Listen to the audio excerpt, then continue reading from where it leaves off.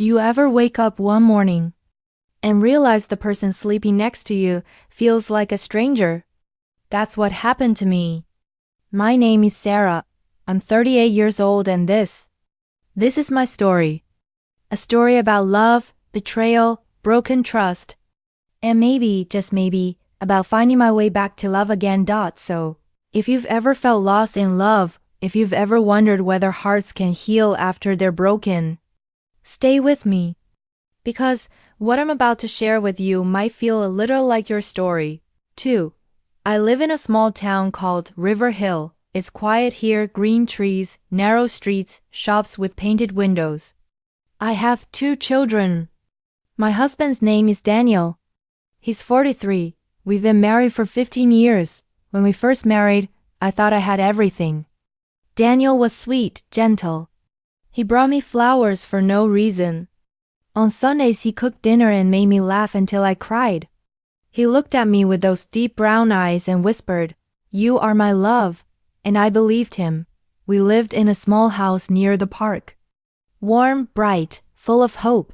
2 years later, we had our first child, a boy we named Noah. Quiet, kind, always holding a book or watching birds outside the window. 2 years after that came our daughter Emma, joyful, full of music, singing from morning until night. My days were busy cooking, cleaning, teaching numbers and letters. Daniel worked at the bank, came home late, kissed the children goodnight. We had picnics at the lake, ice cream by the water, laughter in the air. It wasn't perfect, but it was love. Or at least, I thought it was. Slowly something changed. Daniel started working later. His smile disappeared. He stopped asking about my day.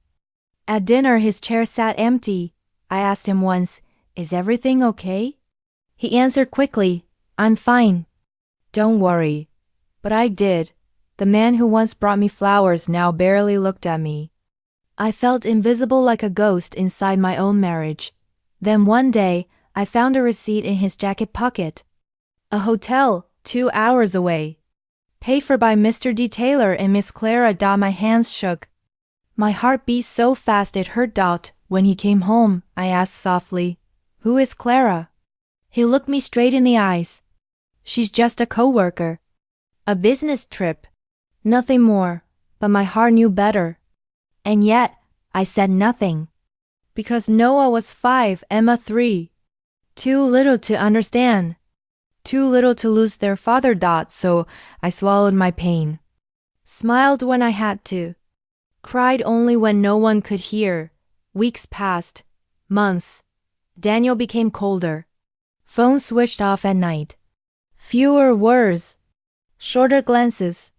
I felt like I was standing in a room with walls closing in. No windows, no air. One afternoon, at the market, I saw someone from long ago, Mark. We'd gone to school together. His hair had grown silver at the edges, but his smile was the same. "Sarah? Is that you?" I nodded, trying to smile. "How are you?" he asked. I wanted to say fine. But the truth slipped out instead.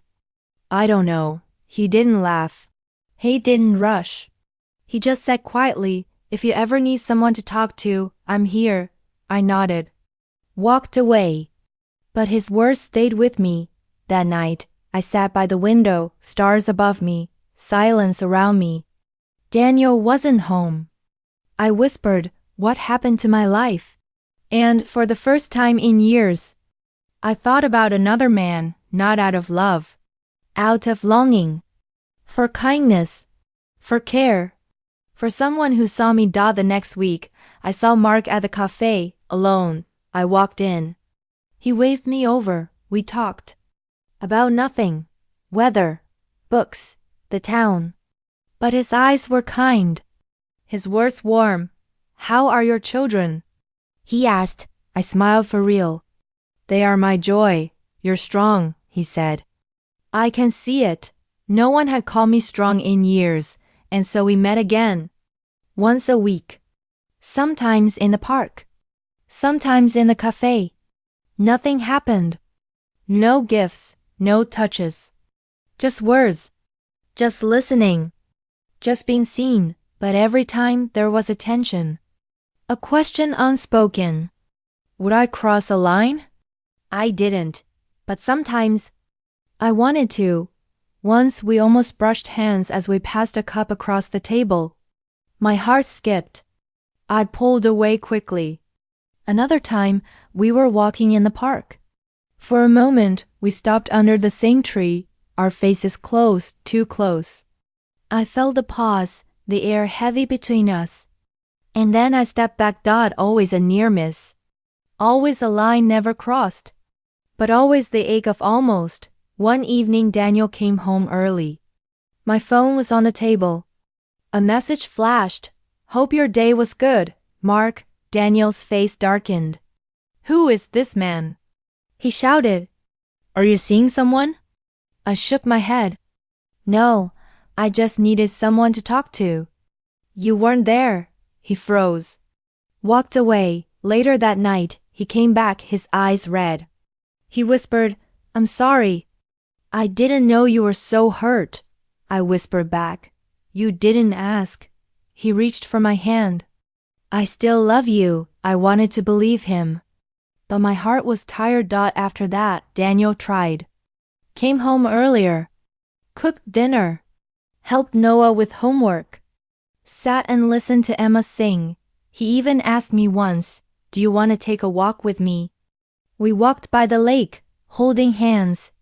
His hand was warm, but mine felt cold. Still, I didn't pull away. He said, I miss us. I was wrong. I let work take everything. I only whispered yes. The silence between us softened. Not healed, but not sharp anymore. Then one night I felt sick, fever, pain in my chest. Daniel rushed me to the hospital. He didn't leave my side. He held my hand all night, whispering, please don't leave me. I still love you. In his eyes I saw fear. Real fear of losing me. And beneath it, love, maybe broken, maybe buried. But love. The next morning I was better. But something inside me had shifted. At home, Daniel made soup. Sat by my bed reading a book aloud. Emma curled next to me, singing softly. Noah brought me water. For the first time in years, I felt cared for. I began writing in a notebook every night. My truth, my pain, my hopes. I wrote, Sarah, you are strong. You are kind. You are important. Don't forget that. Some days I smiled without thinking. Some days I cried again. But both were okay. Slowly Daniel continued to change. Folding laundry. Washing dishes. Asking about my day. Not just words, listening. Really listening. One afternoon, I saw Mark again at the grocery store. He smiled. His son stood beside him. I hope you're okay, he said gently. I nodded. Thank you. I'm trying. He replied, you are strong. Don't forget that. And just like that, we said goodbye. When I told Daniel, he didn't explode. He only asked, do you still think about him? I whispered no. I think about how he made me feel like I mattered. Daniel lowered his head.